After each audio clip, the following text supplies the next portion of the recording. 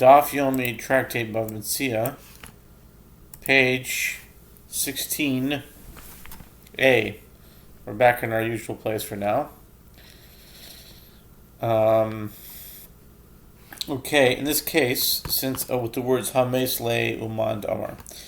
In this case, since the purchaser already died, the owner is not present to call the seller a robber. So he presumably did not intend to retroactively validate the sale. And conversely, according to the one who says that he bought the land because it is preferable for him to maintain his reliability, reliability is preferable for him to maintain his reliability with regard to the purchaser's children too. The Gemara challenges this distinction. Ultimately, the purchaser's children will also call the seller a robber if the field is appropriated from them. Therefore, there is no difference between the two explanations of Rav's ruling in a case where the purchaser has died.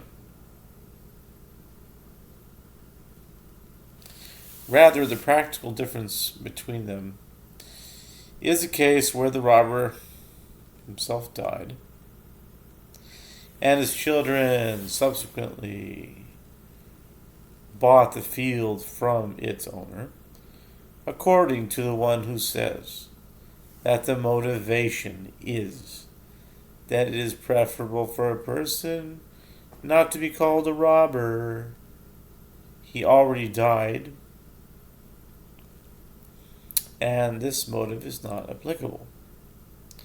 While according to the one who says that his motivation is that it is preferable for him to maintain his reliability, in this case also, even though the robber died, it is still preferable for him to maintain his reliability, meaning that one is concerned about the reputation he will have after his death, not only while he is alive.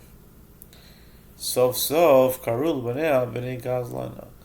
The Gemara rejects this distinction as well. Ultimately, if the sale is revoked after his death, the people will call his children the children of a robber. Just as one does not want to be called a robber during his lifetime, one presumably does not want his children to be called the children of a robber after his death. Okay.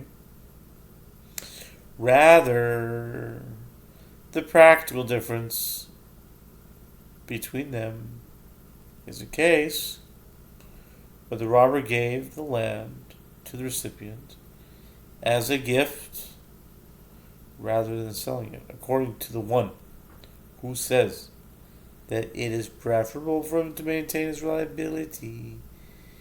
In the case of a gift also, it is preferable for him to maintain his reliability, while according to the one who says that the motivation is that it is preferable for him not to be called a robber, in this case, the robber could say to the recipient of the gift, "What did I rob you of? You incurred no loss." The Gemara discusses various scenarios relating to the halakha of one who sold stolen land and then acquired it from the robbery victim.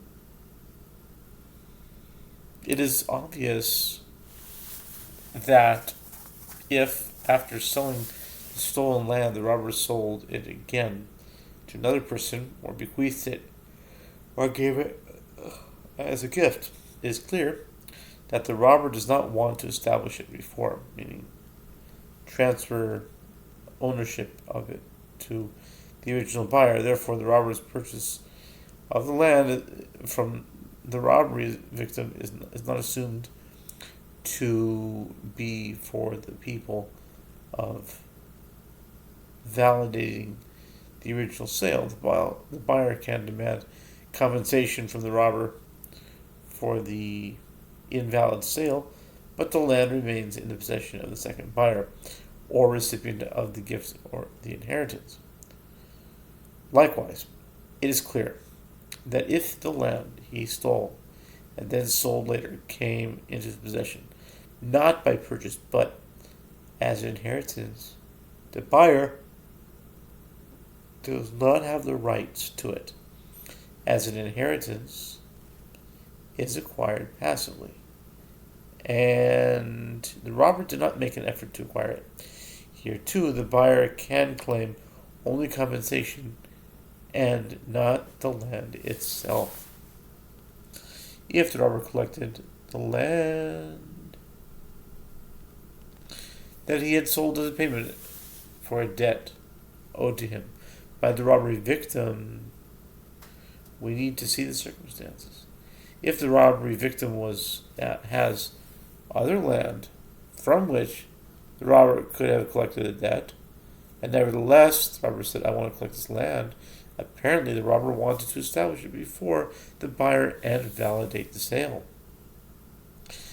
And if the robbery victim does not have other land, and the robber had no choice as to which land to collect, there is no reason to assume that the robber was attempting to validate the sale. He merely wanted to be paid money for his debt and not to secure the land for the buyer.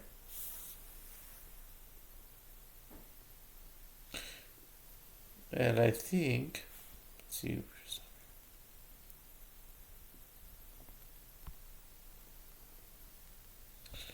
we'll keep this as part 1. Maybe one more paragraph, okay. With regard to a case where the robbery victim gave the land as a gift to the robber, Rav Acha and Ravina disagreed.